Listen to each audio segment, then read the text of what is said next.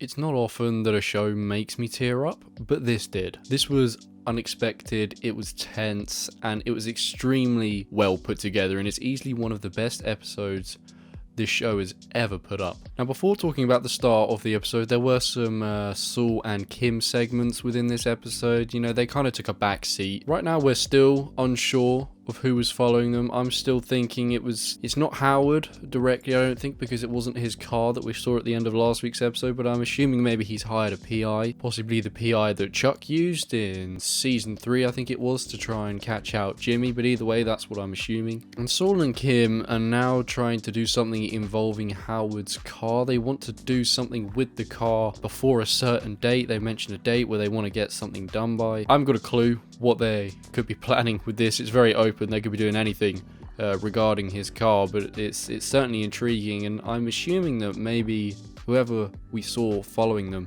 at the end of last week's episode may be watching their every move now. What I did like about this little segment was that Huel actually questioned Saul. He said to him, listen, you make a lot of money as a legit lawyer. Kim makes a lot of money as a legit lawyer. Why are you both doing these things? Of course, Saul insinuates that it's because of the Sandpiper Crossing thing. You know, he wants to get those old people their money, but he also wants his money, and it's also because him and Kim get a huge kick out of it. Regardless, I'm intrigued to see how that carries on in the rest of the season, their big scheme or plot.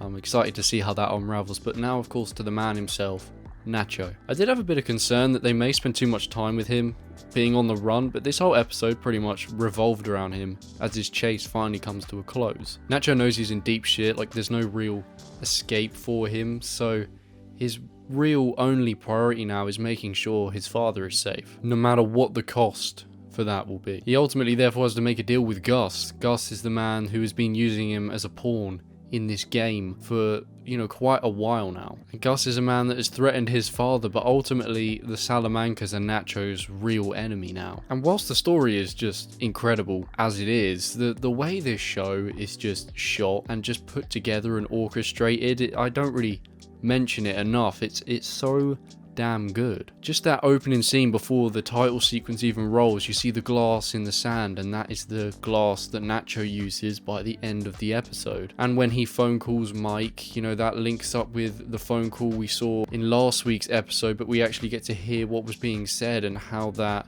you know, conversation concluded. Nacho finally holds the cards in this episode, so he can say what he wants to Gus. He's not afraid of him anymore. He can actually say what he wants to say because Nacho actually has the better position over Gus, and that makes Gus kind of scared. There's also a really nice conversation where Nacho calls up his father, you know, and it's still a little bit tricky between those two. Obviously, his father doesn't like what he's involved in. Nacho just wants to protect his father, and his father doesn't really know how hard Nacho is working to keep him safe, but you know, they say adios, and that's it. And you kind of feel that both parties actually had more to say, but it wasn't the time, and it never will be. Of course, one person who's actually really looking out for Nacho is Mike, who, it's like he almost sees Nacho as a son, and he does want to help him, and he does want to help Nacho's father, because Mike knows what it's like to lose a son, and he is obviously aware that Nacho's father is about to lose his son, so he'll do everything he can to make sure his father is protected, because he knows what that loss is like. When you get a promise from Mike, it is genuine, you know, so it's nice that Nacho realizes that. He knows that Mike will always look out for his father, and they kind of have this nice little moment, Mike and Nacho, you know, the last time they see each other. But when it comes to it, like this kind of grand finale, seeing Nacho finally speak his mind was so amazing to hear. It was so satisfying. Telling Hector why he's in that chair, how he is the cause for putting Hector in that chair, saying a big fuck you to the Salamancas, saying what he thinks of them, what he's really thought of them all this time. He doesn't have to hold his tongue anymore. Something that he's always done is hold his tongue, keep quiet, and just get on with his job. And the reason he doesn't hold his tongue here is because of what happens next, and that's the fact that Nacho is no more. I mean, this shocked me. I had like an open, just fixed jaw in shock for like a minute straight, because I couldn't believe what I'd seen. And then, of course, inevitably the tears came afterwards. Not loads, but a fair few, because I was just kind of broken that we lost this character. This ending for Nacho was some really heroic shit. It was like ultimate badass but it is also gutting. He's been one of my favorite, if not the favorite character from this show. Everyone loves Nacho, and it's just a gutting way for it to end, but it's nice that he went on his own terms, knowing he's saved his father, and finally getting to say, fuck you, to the Salamancas. Of course, the plan was for one of Gus's henchmen to shoot Nacho as he, ran off or something to make it look like that, but Nacho actually wanted to be the one to pull the trigger to say when.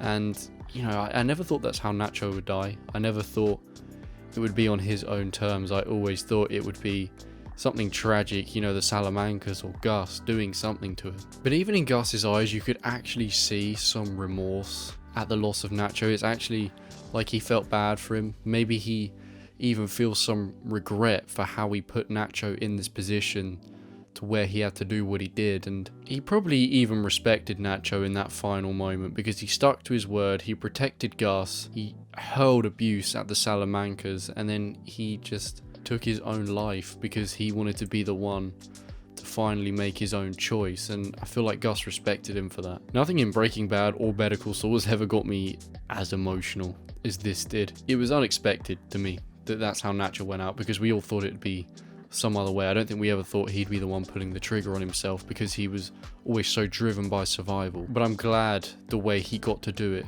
knowing his father will be safe and going out on his own terms. What a character.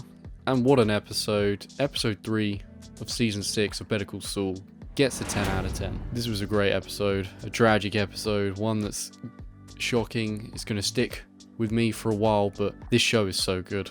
It's so good. This was like the Ozymandias equivalent episode for Better Call Saul. It was so strong, and I can't wait to see where it goes next, but it's just a shame that Nacho won't be around for the journey. Thank you all for watching. I've been Joe Squared. If you've seen it, please let me know what you think about it, and I will see you in the next video. Bye bye.